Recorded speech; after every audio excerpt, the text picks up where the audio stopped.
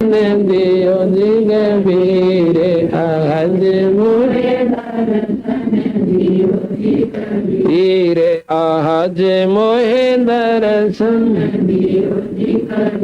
हिंदू के तुम देव कहाए हिंदू के तुम देव कहाए मुसलमान के पीर आज मोहे दर्शन दियो जी कबीर आज मोहे दोनों दीन का झगड़ा छिड़ गया दोनों दीन का टोहे ना पाए शरीर आज मोहे दर्शन दियो जी कबीर आज मोहे धर्मदास की अरज गोसाई धर्मदास की अरज खेवा लंगाइयो पर ले तीरे आज मोहे दर्शन दियो जी कबीर आज मोहे दर्शन दियो जी कबीर धर्मदास की अरज गोसाई धर्मदास की खेवा लंगाइयो पर ले तीरे आज मोहे दर्शन दियो जी कबीर आज मोहे दर्शन दियो जी कबीर सत साहिब। सभी संगत से प्रार्थना है कि भोजन पावें प्रसाद लें। शाम को फिर 8 बजे सत्संग शुरू होगा 8:30 बजे। जो दिन में ना आ सकते वो शाम में लाभ उठावें जो शाम में नहीं आ सकते सुबह लाभ उठाने। ये 2 दिन का जीवन है इसमें हिम्मत सी करके और इसमें जो कर गया अपना काम तो बेड़ा पार हो जाएगा। देखो कोई भी कार्य है उसको करने से ही बनता है। अब कहें काम ना छूटता और उसने लेकर रोहतक जा रो भाई 2 महीना में वापस आवा पर इस बात ने भगवान के मार्ग पर ना लानते। जब थोड़ा सा भी बुद्धि तो विचार कर ले आत्म कल्याण में कभी कसर नहीं रहे। अपना कार्ड कैसे में और मर गया फिर कुत्ते की जोनी में गया और उसने भी कोई कह दो ना एक भाई ये सत्संग में न कहो ना भाई काम बहुत चल रहा से सारा संभाल करनी पड़े से ईब संभाल दे भूत बन के उड़ा जा कुत्ता बनकर उसकी छाम बैठेगा गोबर खानता अंडेगा। ये दुख नहीं याद आता इतना भगवान कोई ना बजा जा कदे कोई लल्लो पत्तो समझता हो गया 4 कथा सुनाया फलाने महात्मा ने बड़ी बढ़िया बात बताई आकर राजी हो गया। कहते इंतकाम ना चला ये तो बनावटी बातें हैं। अंतःकरण में ठेस नहीं पहुंचेगी डट का बदल नहीं करोगे बेड़ा पार ना हुआ। अगर ने लड्डू खाए बीमारी कटती हो ना तो सारे खा कर निपराम हो जाए तो कड़वी दवाई खानी पड़ेगी भाई जब बेड़ा पार होगा है। तो इस प्रकार आया करो सत्संग बड़े बाग तो मिला सहयोग को आपके बच्चा का देख कितने अच्छी तरह छोटे छोटे बालक यहाँ ऐसे उसी दिन तो अपना सत्संग में लग रहे हैं। अच्छी बात सुने बने तो सेवा करे ना बैठ कर अपना भजन करें से इस तरह बढ़िया स्थान इस कलयुग मत पावे कोई ना। जो आज आपने राह पा गया इस पर लगे रहना। बोल सतगुरुदेव। मच्छरदानी पंखा और कूलर की व्यवस्था हमने खूब आसानी से कर रखी है। एक परमात्मा का नाम ना लेने से सारी सुविधा छीन ली जाएगी और कुत्ते और कुतिया बनकर हम जंगल में गली में बैठेंगे। बैल बनकर नाथ से बन जावांगे और भाई मच्छर भी खाएंगे और डांस भी लड़ा करेंगे और साथ में चीतड़ और कलील और भूख और प्यास गोबर के मां लौटना अपने पूछड़ने और अपने पेशाब दबे है और अपने शरीर का ऊपर मटना सा मसलना और फिर मेरा पाटेगा कि परमात्मा की चीज होश है इतना खुलती कोई ना सारा जनाडी पाके फिरे जा। एक बार थोड़ी सी तकलीफ हो जाए इंसान का नो कह दे भाई मेडिकल में जाना पड़ेगा फिर देखे इसकी घी बंद है इतना सुख का सांस आवा है। यूं नहीं मानता किसी ने और एक छोटा सा झटका ईश्वर का है ना, और सारा कुटुंबा रो रो बाग पाग हो जाता है। और सुख का सांस था जब परमात्मा कुएं में पड़ो, कितना जाओ कोई आंट कोई नहीं। महाराज कहते हैं कि दुख में सुख में सुमन सब, दुख में सुमन सब करें, और भाई सुख में करे न को, जय सुख में सुमन कर ले तो दुख काहे को हो। अब कष्ट आवे है जब तो हम भगवान ने याद कर ले कि देखिया हमारे बुढ़िया थी नो करया करती, भाई फलाने का नो होगी दिक्कत है, और पल्ला गांठ ला ली, ये देवी तेरी 100 रुपया चढ़ाऊंगी। मतलब आंट लागी तो देवी याद कर ली ना, कोई आंट नहीं थी। यानी वो साधना तो थी कोई ना बेचारा के पास, ना उन्होंने बेरावा देवी हो सके।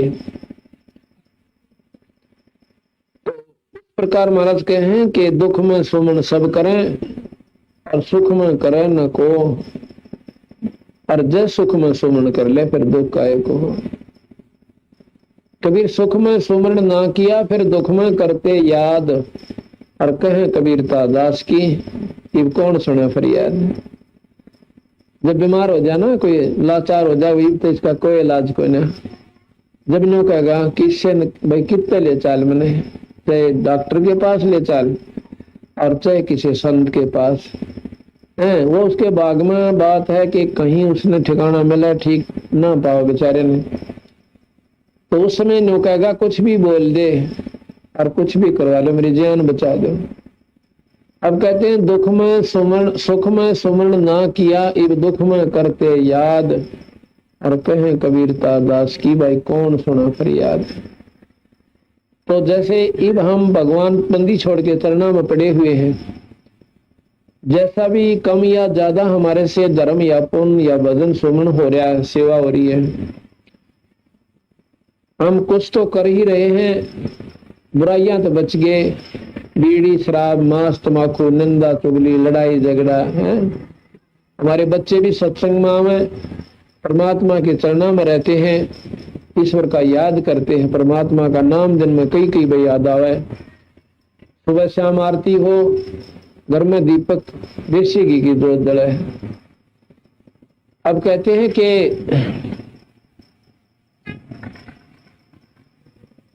इस बात को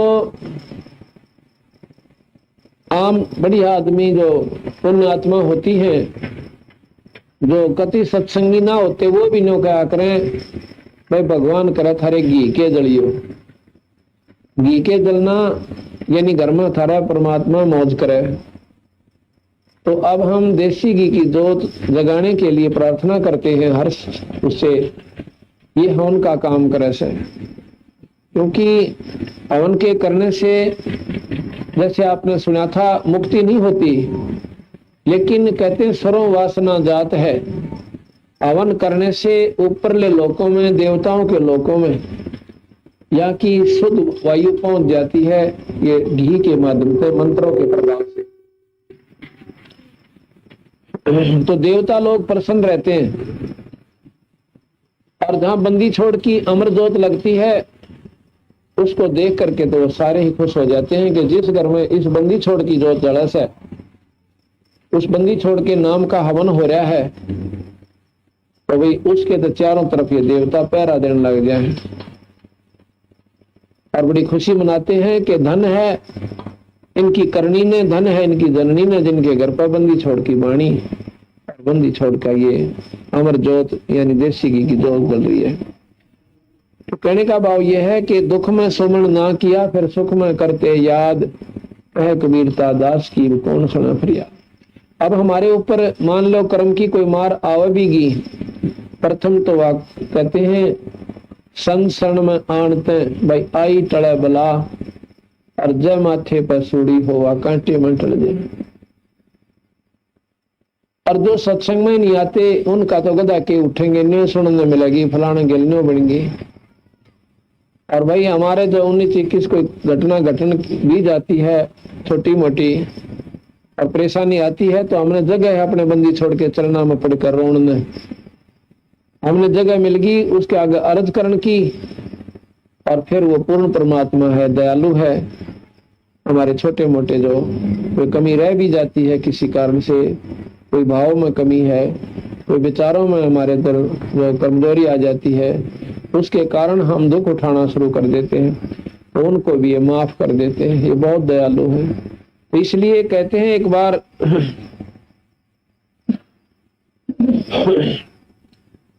अब जैसे द्रौपदी का प्रकरण अपन रोज बहुत गणे पढ़ा करते कि द्रौपदी की साड़ी बढ़ गई, बेरा ना था, वह साड़ी बढ़ी क्यों करे। अब बंदी छोड़ गरीबदास महाराज ने इसको प्रमाण दिया कि द्रौपदी एक समय स्नान करने के लिए गंगा के घाट पर गई थी और साथ में गणिये सहेली थी उसी नगर की। बचपन में उस समय क्या होता था कि बचपन में सभी लड़के और लड़कियों को संतों के पास, ऋषियों के पास धार्मिक शिक्षा के लिए भेजा जाता था। रोजी रोटी के लिए शिक्षा नहीं थी उस समय। सिर्फ बच्चे को धार्मिकता का ज्ञान हो, अच्छे बुरे की जानकारी हो जा, वो बच्चा आने वाले समय में कर्म की मार का मुकाबला कर सके। लड़की को इतना ज्ञान हो गया था कि भाई धर्म के काम में चूकना नहीं चाहिए। एक समय जब वो स्नान करने के लिए गंगा पर गई, क्योंकि उसके पिता द्रौपद ने एक बहुत बढ़िया गंगा के ऊपर स्नान घाट बनवा रखा था, जनाना घाट बोला करते पहले, और जहां पर वो राजा की लड़की का, राजा की रानियों का जो जनाना घाट होता था, उसके आसपास कई किलोमीटर तक पुरुष नहीं जा सकते थे। अगर कोई जाता था तो उसको सख्त सजा दी जाती थी। एक अंधा भगत जी, उसने जान नहीं थी कि यहाँ पर कोई जनाना घाट से, वो स्नान करने के लिए चला गया। घाट से तो टल गया, घाट से 2-3 किले की दूरी पे जिधर पानी जा रहा था, बह रहा था, उधर जाकर गंगा मूत्र के गोड्डे पानी में पहले तो नहाया खूब, फिर अंदर चला गया छाती पानी में और स्नान कर रहा है। उधर से वो लड़कियां स्नान के लिए आती हैं सुबह सुबह ब्रह्म मुहूर्त में। तो द्रौपदी ने देखा कि एक महात्मा सामने खड़ा से, बड़ी प्रसन्न हुई, क्योंकि भक्तात्मा जो होती है, जो भक्तात्मा होती है, वो संत ने देखकर राजी होया करें और दुनिया बागों से वो संत गल खसते अंडा करें और फिर उनकी होया करें बिरान मट्टी, फिर वो रोएंगे कर्माना पड़ा ने। कबीर साहब कहते हैं साधु आता देख कर जो मन में करे मरोड़, वो होगा चूड़ा फिर बसा गांव की ओढ़। और भगवान आत्मा प्रसन्न होया करे परमात्मा के नाम पर। तो द्रौपदी ने जब देखा कि ऐसे महापुरुष सुबह सुबह दर्शन हो गए, तो अपने मन में विचार करती है। कबीर साहब कहते हैं कि साधु दर्शन राम का मुख पर बसे सुहाग, और दर्शनी को देते हैं वह दिन के पूर्ण बाद। कबीरा दर्शन साधु का परमात्मा आवे याद, लेखे में वाहे गड़ी और बाकी के दिन बाद। बाकी का समय बर्बाद होता है और वो दिन जो है लेखे में वो समय है जब हम सत्संग में आते हैं या कोई संतों का दर्शन कर ले, परमात्मा में रुचि बढ़े।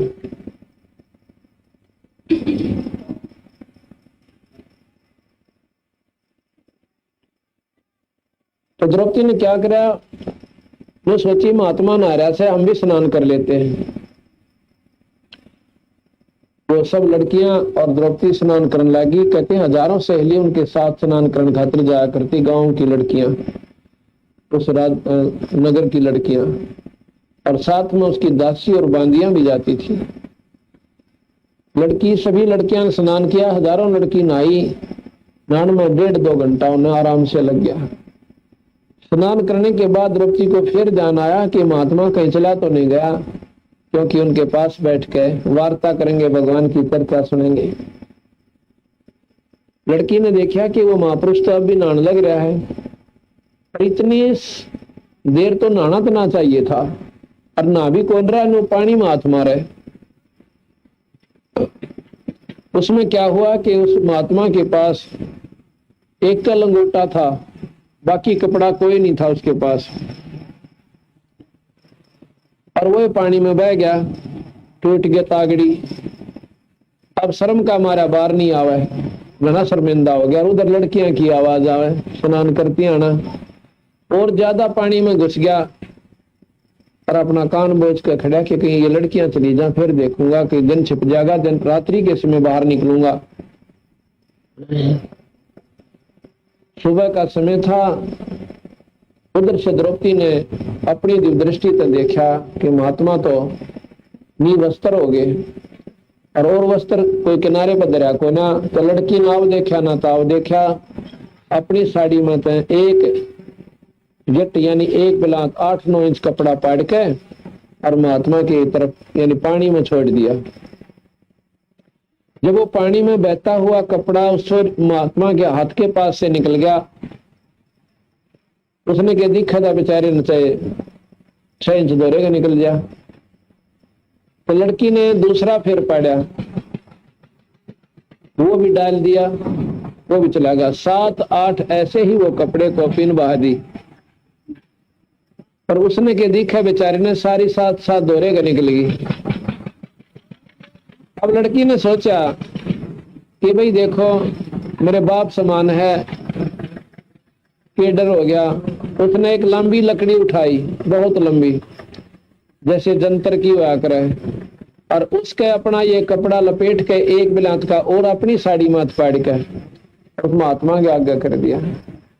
अब वो नो हादसा मारा था, उसका कपड़ा ठाया और ने शुक्र मनाओ था, परमात्मा से अर्ज करा था भगवान को चीथड़ा मिल जाए और मैं बाहर निकलने जोगा हो जाऊं। तो इतना उसका कपड़ा नो हाथ लग गया, उन्हें फट पकड़ा और पकड़ के नो देखने लग गया कितने का आकार का से। उसने पूरा कोपीन का हिसाब पाया को हो, ये तो न्यू तो कोई नहीं डाल सकता। अंधे को इतना ज्ञान बहुत होता है कि ये कपड़ा किसी लड़की का है और बहुत सुंदर सिल्कन यानी बढ़िया साड़ी का था। कपड़े पर हाथ लगा कर देख कर बोला बेटी आज तूने मेरी इज्जत बचाई, सब भगवान ने गणाए दे। कहते हैं देते को हर देत है जहां तहां सियाण, और ना दिया फिर मांग छोड़ो, परमात्मा सुने नहीं कान। अब यहाँ पर ये देखने जोगी बात है कि राजा की लड़की की गेला कितनी सहेली थी, और बांदी और दासी उसकी नौकरानी भी गणीय थी, और सब साड़ी बांध रही थी। उस लड़की को इतना ज्ञान था कि मैं रोटी खाऊंगी मेरा पेट भरेगा, और ये सहेली खाऊंगी इनका भरेगा। मैं सेवा करूंगी मुझे मिलेगा, ये करेंगी इन्हें मिलेगा। अगर मैं साड़ी का टुकड़ा उनको कह सकती थी वह कि तुम एक साड़ी काट कर गिर दो इस महात्मा की खातिर, वह पूरी की पूरी साड़ी डाल देती, क्योंकि राजा की लड़की का हुक्म। और ऊपर तो बेरा जानते 2 देगी एक के बदले में, पर वह इतना भी अवसर उस लड़की ने उनको नहीं दिया। इसको ज्ञान कहते हैं। एक तो इसमें अभिमान होता, हुक्म होता कि तुम डाल दो साड़ी, तो उसको पुण्य नहीं मिलता। जब तेरे पास साड़ी है तो दूसरे ने क्यों कहे, अब मेरे हाथ में गिलास है, मैंने कोई लाइए रे 2 कहे, ये भी मेरी सेवा गई। अपनी मर्जी से आपकी नीत हो साफ करने चालो, आगे से सेवक कह दे ले भाई मैं 2 सुमन और भी दौड़े से, वो आपकी मौत दे दो, वो दोनों कोई से की सेवा खत्म नहीं हुई। और आप वहीं बैठे हो ले रहा कर दो ये मेरा गिलास, ये तो पालियां के काम हुआ करे। अपनी चौनी ने कोई ना छोड़ा, जरा हम पड़ी होता है तो तुमने बेरा को ना सेवा का की फल होता है। तो इस प्रकार वह लड़की इतनी सियाणी थी, उसने ज्ञान था कि मैं सेवा करूंगी मुझे, मैं दान करूंगी मुझे मिलेगा, ये करेंगी तो इन्हें मिलेगा। उनको तो बेरा भी ना पाटन दिया। नो बोली बावड़ी होगी तो द्रौपदी जमाए इतनी बढ़िया साड़ी का नाश कर दिया, जो बिना ज्ञान की थी वह न्यू बोले। मैंने बोली बाबे ठीक सर, तुमने क्या मतलब से इस बात का, मेरे काम न मैं जानू। तो फिर क्या हुआ, अब वो साड़ी देकर वह लड़की आ गई, बात आई गई हुई। लड़की ने कौन सा न्यू दिया था, वो दान के भगवान मेरा न्यू करिए। ऐसा दिया हुआ दान सीमित होता है। कैसा, ये भगवान मारा न्यू हो जा थारा पाठ करवाऊं, वो तो सिर्फ उस काम तक सीमित हो गया, उसका आगे फल नहीं मिलता। और जो बिना इच्छा के जो धर्म आप करते हो, नी इच्छा जो देत है तो दान कवावे, और फल बाँचे नहीं ताश का, वो अमरापुर जावे। तो द्रौपदी ने इच्छा व्यक्त नहीं करी थी कि भगवान मैं साड़ी जब पाड़ के दूं एक कपड़ा कि मेरा न्यू लाभ हो जावे, नहीं, उसने नहीं इच्छा अपना फर्ज समझ के एक साधु की मदद करी, भगत आत्मा को दान दिया। अब क्या हुआ कि जब द्रौपदी की साड़ी चीर उतारा जा रहा था, द्रौपदी ने अपने पतियों का की तरफ देखा कि मेरे 5 पति और भाई उद्मस्तार देंगे, जहाँ हाथ ला दिया तो सभा में बैठे हैं। उस लड़की ने इतना ना बेरा था कि यहाँ सब नकली सौदा से, ना कोई किसी का पति है, ना कोई किसी का पिता से, और ना कोई पत्नी है, ना लड़का और लड़की है, सब स्वार्थबंदी जीव है। पर ये जचे जब से जब खुद बीत लेती है इंसान की गेला, तो उस लड़की का नाम जचा थी कि तेरे पति न्यों के न्यों बैठे रहेंगे और तेरी वहां पर बेइज्जती होगी। तो जब उसने देखा कि वह तो ऊपर न देखते भी कोई ना, और दुशासन ने उसका पल्ला पकड़ लिया चीर उतारने ताई। फिर उसने देखा भीष्म पितामह, द्रोणाचार्य और कर्ण सामने बैठे हैं, और धृतराष्ट्र ने तो दिखा ना था पर प्रार्थना उससे भी करी,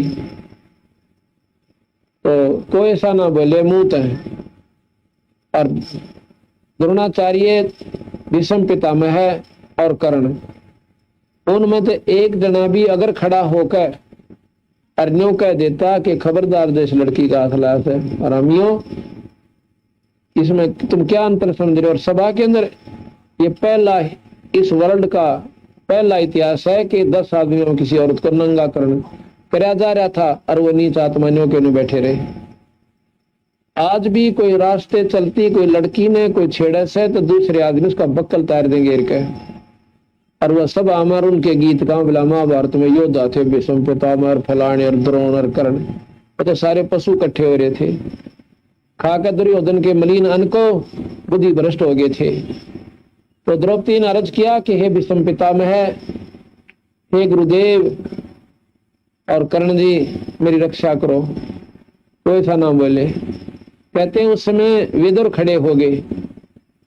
विदुर ने बोला रहा भले पुरुषोत्तम करके रहे हो, अपना तो विचार कर लो, या इसी तो पांडवों की वो और इसी थारी, तुम चाचा ताऊ के भाई, और काल नो ना कहें द्रौपदी की नंगी होगी, न कहें ना अपनी इज्जत आप तार ली।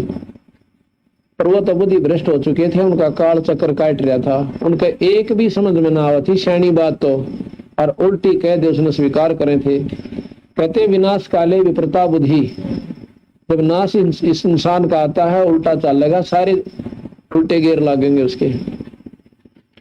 विदुर कहे ये बंधु थारा, ने बोले थारे भाई से भाई तुम किसकी बेइज्जती करो सो।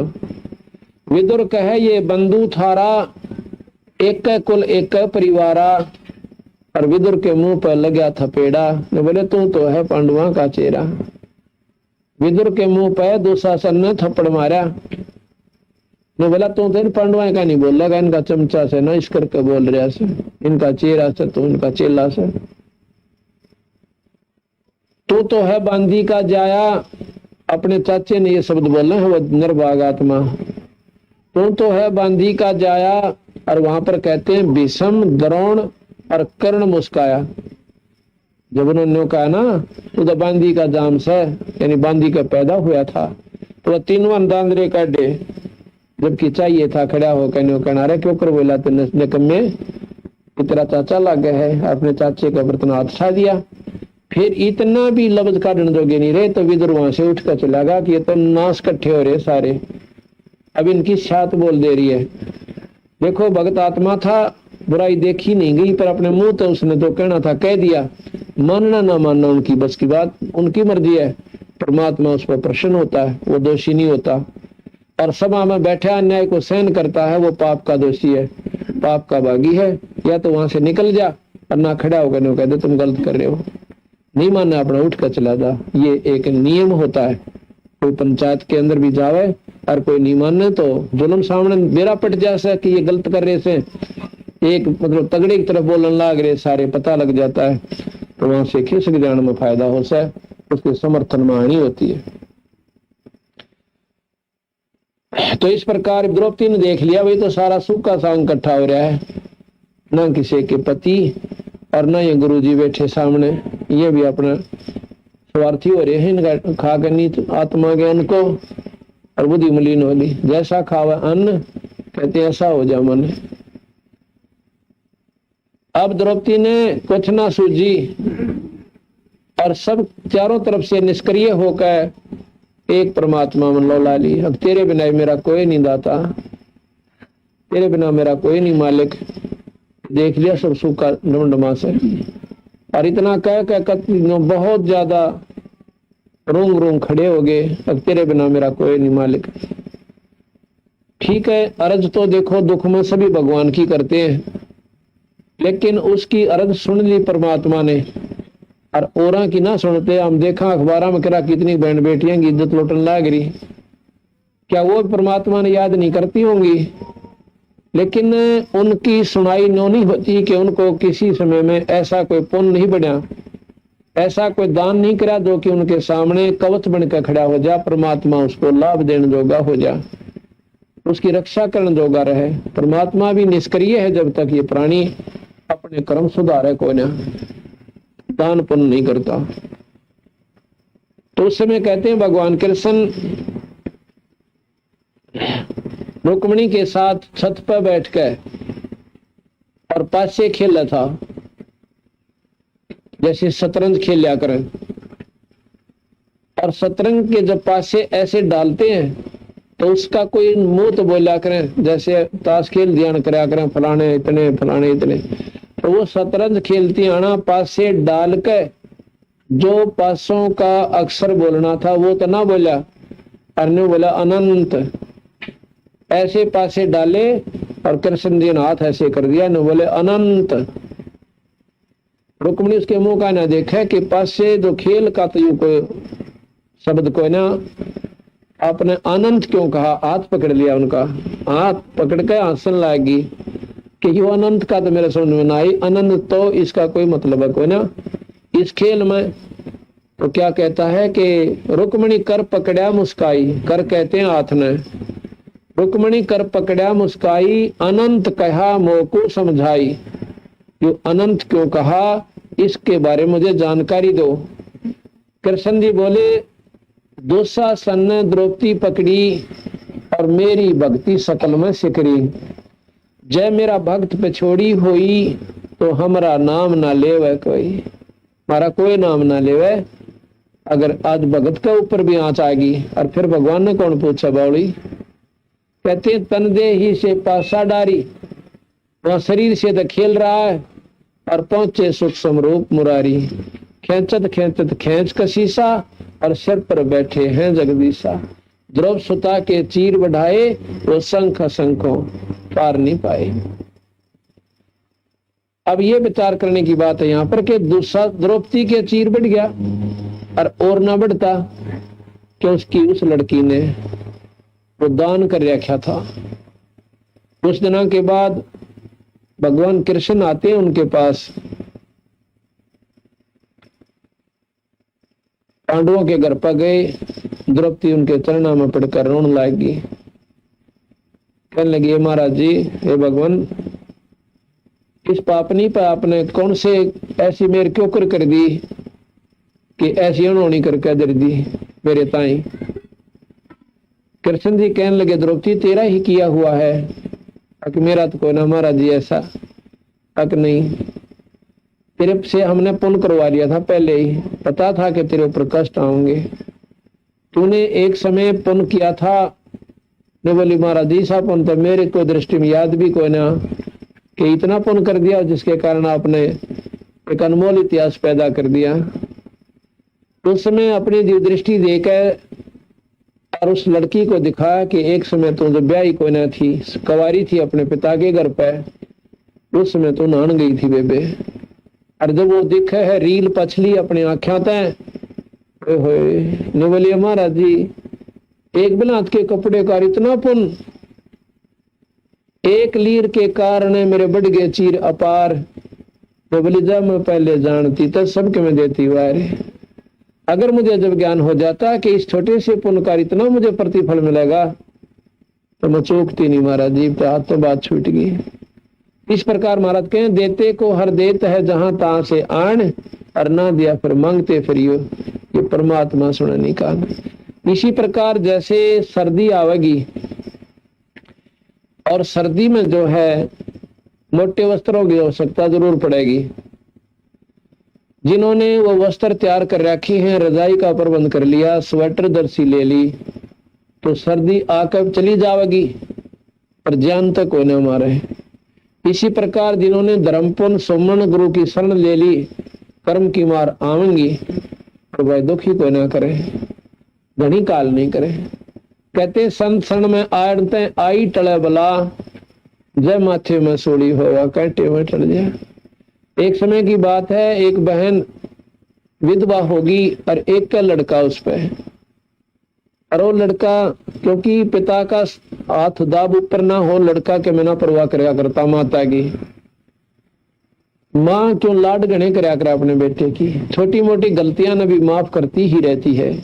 और फिर वो इतना सिर फिर जैसे उसका, वो माँ ने कुछ ना समझता, और फिर भी ममता माँ की बहुत बड़ी रहती है।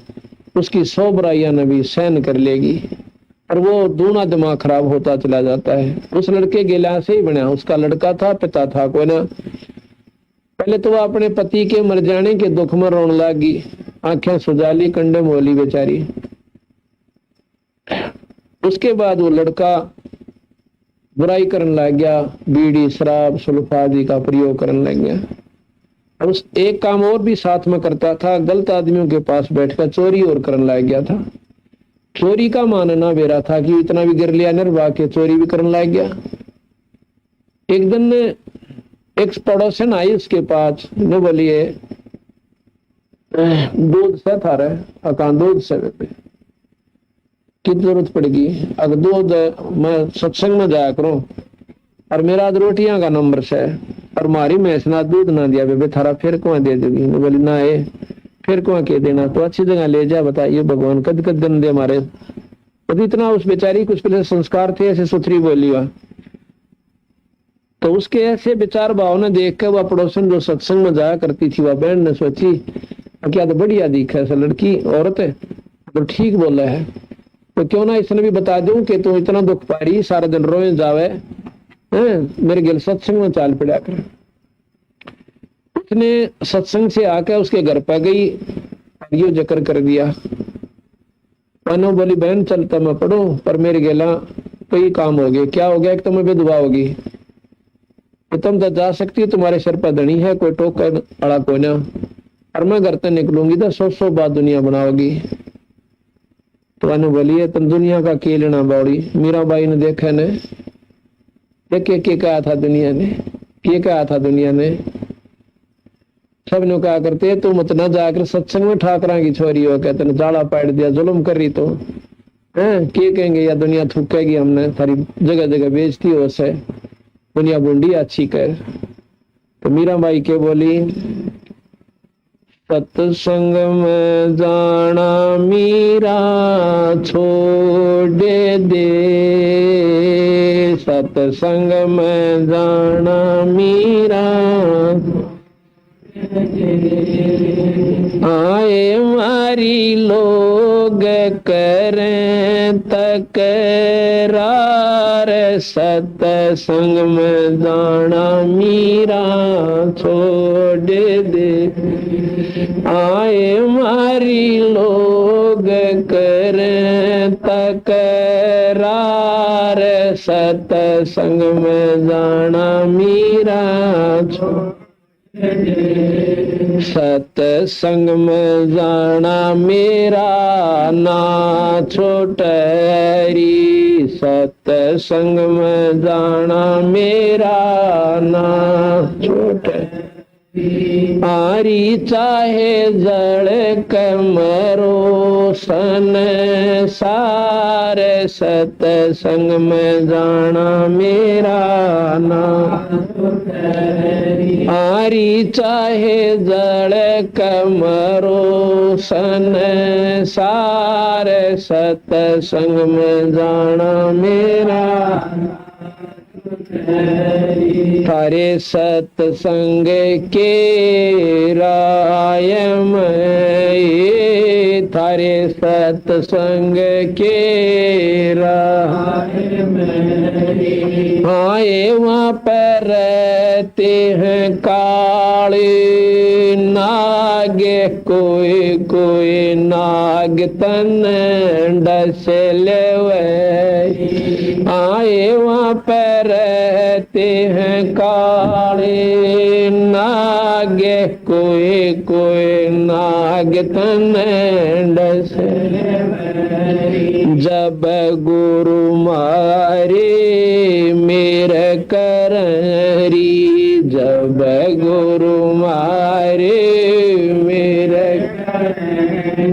आरे में तो सर पे गंडे वे बने जाए। सतसंग में जाना मेरा ना छोटा है। आरे में तो सर पे गंडे वे बने जाए। सतसंग में जाना मेरा ना छोटा है। सतसंग में जाना मीरा छोड़ दे, सतसंग में जाना मीरा छोड़ दे। आए मारी लोग करें तकरार, सतसंग में जाना मीरा छोड़ दे। आए मारी लोग करें तकरार, सतसंग में जाना सतसंग में जाना मेरा ना छोटरी। सतसंग में जाना मेरा ना छोटरी। आरी चाहे जल कमरो सन सारे, सतसंग में जाना मेरा ना छोटरी। आरी चाहे जल कमरो सन सारे, सतसंग में जाना मेरा ना छोटरी। थारे सतसंग के राय में, थारे सतसंग के राय में आए वहाँ पर रहते हैं बबरी शेर, कोई कोई शेर तन खा लेवे। आए वहाँ पर रहते हैं बबरी शेर, कोई कोई शेर तन खा लेवे। जब गुरुआ की मेरे फरारी, जब गुरु जी की मेरे फरारी। आरी में तो शेरा के गिदड़ बने जाए। सतसंग में जाना मेरा ना आरी वो तो शेरा के गिदड़ बने जाए। सतसंग में जाना मेरा ना सतसंग में जाना मीरा छोड़ दे। सतसंग में जाना मीरा छोड़ दे। आए मारी लोग करें तकरार, सतसंग में जाना मीरा छोड़ दे। आए मारी लोग करें तकरार, सतसंग में जाना मीरा छोड़ दे। सत्संग में जाना मेरा ना छोट हरी, सत्संग में जाना मेरा आरी चाहे जल कमरो सन सारे, सत्संग में जाना मेरा छोटरी, हारी चाहे जल कमरो सन सारे, सत्संग में जाना मेरा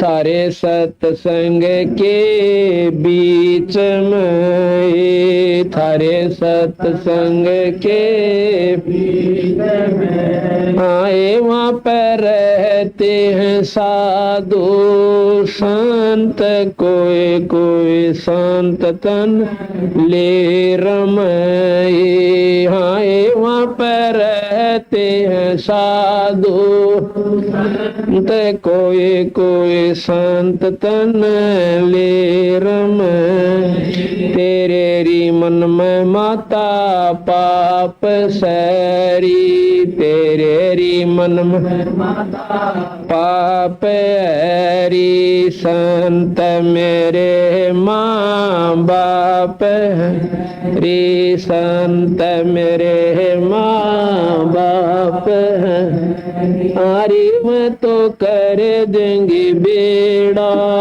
पार, सत्संग में जाना मेरा छोटा रे, हारी मैं तो कर देंगे बेड़ा पार, सत्संग में जाना मेरा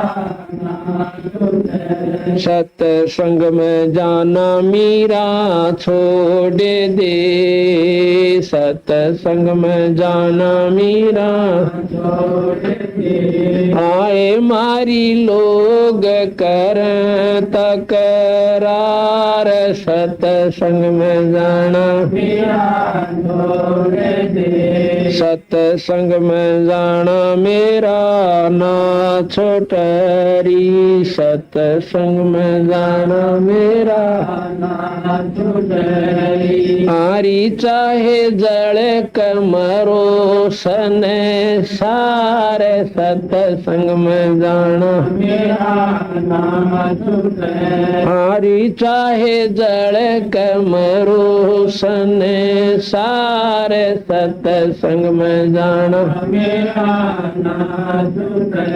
वो तो हो जाते मारे, वो तो जाते मारे है, इसमें हमारी आरे है, इसमें हमारी आरे है, तेरे री लेख माता चमारे है, तेरे री लेख माता चमारे हरी, मेरा शरजन आरे हरी, मेरा शरजन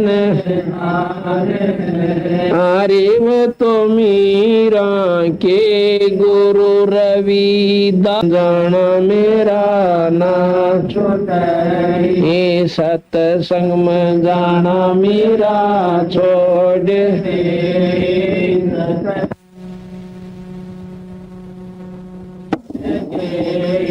आए मारी लोग कर तकरार, सत्संग में जाना मेरा आए मारी लोग कर तकरार, सत्संग में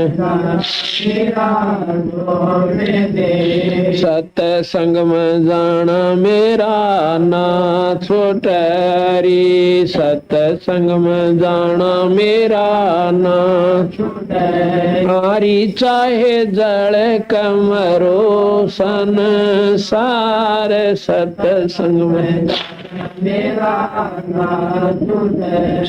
साहिब।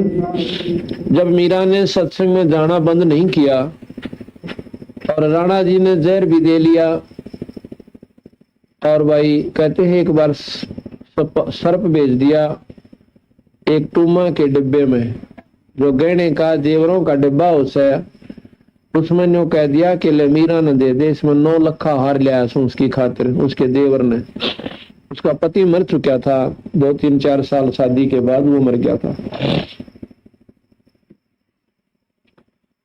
तो मीरा ने हार को खोला, उसमें डब्बे को खोला तो उसमें काला सांप भेज रखा था, पर वो मीरा के खोलते ही हार बन गया और उसने ठाकर वो हार गले में डाल लिया। तो राणा जाता है देखने खातिर, उसका देवर, उसने देखा कि वो तो गल में हार पहरे बैठी है और डब्बा खाली दौड़द रहा। तो उसने सोचा कि आज तो या बच की तड़के इसने तलवार तो मार दूंगा, कट्टे रान टंटा मिटा, इसने तो बेइज्जती कर दी, मारा बट्टा ला दिया। सवेरे सवेरे गया बखत कि रात ने फिर सत्संग में गई थी। कहाँ गई थी? कहते न तलवार काटी, एकदम काला सांप ने सामने डोरा ठाकर उसके माथे में डंक मारन की तरफ नहीं हुआ और राणा जी के नीचे जाकर पीछा जाकर लग गया और घेर का तलवार ने वो जा सांप उसके पाछे मुड़कर देखा है तो सांप एक मोरी में का बड़का बाहर निकल गया। अब मीरा बाई ने उन्हें सोची बयानों को ना माने, इसकी मां ने बुला लो और मां की लड़की बात स्वीकार कर लिया करे। उसकी मां ने बहुत समझाई, बेटी तू बाहर ना जा करे, देखे हमारी बेइज्जती हो से, सत्संग में ना जा करे। ने बोली मां मन बेरा पट गया इन बातों का कि आज मैं अगर सत्संग में नहीं जाऊंगी, संतों की शरण में नहीं जाऊंगी, नाम नहीं जपूंगी भगवान का, मैं कल में कुतिया बनूंगी और ये ठाकुर समाज मेरा केस डाल अड़ा देगा। कल मैं कुतिया बनकर नंगे अंडा करूंगी, जब यह इज्जत मेरी की जाएगी। उसकी माँ फिर डरान लगी कि तो इतनी दूर जावा अंधेरे में बावड़ी, रास्ते में काले काले नाग और एक भी लड़ गया ना तो पानी भी ना मांगेगी। न बोली माँ कोई बात ना, मरना तो एक दिन सहे, हम जिसकी शरण में जाओ वो छोटी शक्ति कोई ना। फिर ने बोलिए शेर इसे बूंदे शेर बीच में जो है ना, तो बोले जी कुछ भी कहो, तो शेर भी कोई ना खाओ हमारे लिए, तो गादड़ बन जाएंगे। फिर भी नहीं मानी तो और बुराई उसके सिर पर लावसायक वहां जाती है, वहां भक्तजन भी रहते हैं, पुरुष भी रहते हैं बेबे, तो बिरानी का धन्य कम्मे भी आकर उनमें। वो बोली माँ ये तेरे मन का वहम से, सत्संग में निकम्मे का काम के, अगर कोई निकम्मा भी जाओगा तो भी सत्संग में सुधर जाया करे। कहते हैं सत्संग मानते पापी भी पार हो जाती। माँ एक वह उसमें 10 अच्छी बात बताओ, पर बुढ़िया पर तो बुद्धि पाछली सवार हो रही थी, सत्संग में आई कोई ना, ठकुरानी बनी बैठी थी। तो बोलिए ठाकुर बना तुमने बना रहो, मैं तो मरूं चाहे जीऊं, और नाड़ काटनी हो तो आज काट देंगे, मन तो कति अपने हथेली पे ले फिर उसे। हाँ अगर मैं कहीं गलत पा जाऊं फिर टुकड़े कर देंगे, पर मेरे बदन में बाधा क्यों करते हैं ये लोग। पर नहीं मानी तो कहते हैं आज मीरा बाई के गीत बना बना लगाई गाँव से छोरी, और आदमी भी अगर वह मीरा बाई अपने उस समय पर थोड़ी सी भी अणकाण मोड़ जाती, लोग लाद ने देख लेती तो कुती अपनी अंडो कोई ना पूछो मीरा बाई ने। इसी प्रकार ये सु अवसर है जिन्हें भक्ति का मार्ग का ज्ञान हो गया, लोग लाद नहीं करे और भाई अपने चरित्र तो भी नहीं करे। ये खास नियम होना चाहिए, जब भगवान साथ देगा आपको, अपनी सच्ची श्रद्धा अपने ईश्वर में लाए रखे फिर बेड़े पार होंगे। और बकवादे करने लागे सत्संग में भी आकर फिर आने का कोई फायदा नहीं से, और दूल्हे पापी होंगे, दूल्हा नुकसान उठाओगे, घना काल पाओगे और भगवान को भी दोष लगाओगे, संतों को बदनाम करते हुए नीचात्मा जो सत्संग में आकर भी कोई नहीं छोड़ सकते, तो फिर उनके साथ निर्भाग धरती पर नहीं है। वो तो फिर कहते हैं तो उस प्रकार है जैसे कहते हैं कोट वर्ष कर संगत साधा की और पत्थर का पानी में के भी जय, और जैसे चंदन बन में रंग ला दे पर बांस बिटम्बी ना सीजे। जैसे चंदन का पेड़ होता है, आसपास के नीम ने भी वो चंदन जैसी महक वाला वृक्ष बना देता है, अपनी महक छोड़ छोड़ के और वो नीम उसने ग्रहण कर लेता है। तो नीम को भी नीम नहीं कहते, चंदन की महक देख कर कहेंगे चंदन की लाकड़ी से। लेकिन ये बांस होता है ना, बांस ये चंदन के पेड़ा के द्वारा यारो, इस पर कोई असर उस बांस का नहीं होता, चंदन की महक उसमें प्रवेश नहीं कर सकती, बांस चंदन नहीं बनता। तो वो निकम्मा जीवात्मा जो सत्संग में आकर विग्रहण नहीं करती अच्छाइयों को, तो बांस कैसे है? कहते हैं चंदन बड़ में रंग ला दे पर बांस बिटम्बी ना सी जाए।